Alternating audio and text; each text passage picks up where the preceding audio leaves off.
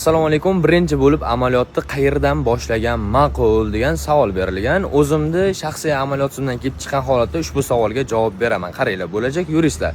Birinchi bo'lib men o'zim amaliyotni sudlardan boshlaganman. Men uchun suddan yaxshi amaliyot uchun maktab yo'q va sizlarga ham sudlarni tavsiya qilaman. Chunki sababi nima? Siz haqiqiy keyslarning ichida, haqiqiy muammolarning ichida bo'lasiz, haqiqiy hujjatlar bilan ishlaysiz. Hujjatlarni qanaqa yozilishi, arizalar qanaqa tayyorlanishi, sudlarga qanaqa kiritilinishi, sud proseslarida, jarayonlarda ichkarida qatnashasiz. Prokurorlar bilan, tergovchilar bilan, sohaning hamma vakillari bilan kontaktda, munosabatda bo'lasiz.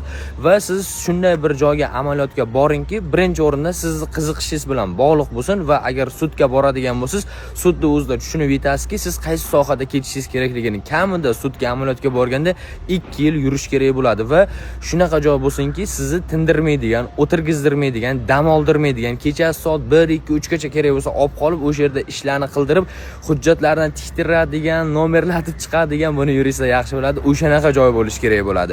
Umuman pulga qiziqmang, sizni tindirmaydigan joyga boring. Ustozlaringizga, amaliyotchi ustozlaringizga savol bering. Miyasini egovlab, qatig'ini chiqarib olib, izorsiz ham buning hech qanaqa uyat joyi yo'q. Ustozlaringiz sizga o'rgatadi.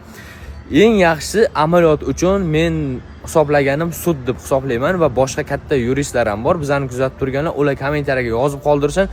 Bo'lajak yuristlar uchun eng yaxshi amaliyot maktabi qayer? Va yana tavsiya qiladiganim, o'zingiz qaysi sohaga qiziqmoqchi bo'lsangiz, qayerdan ketmoqchi bo'lsangiz, o'sha yerga borib amaliyot qilishligingizni men sizga tavsiya qilgan bo'lardim.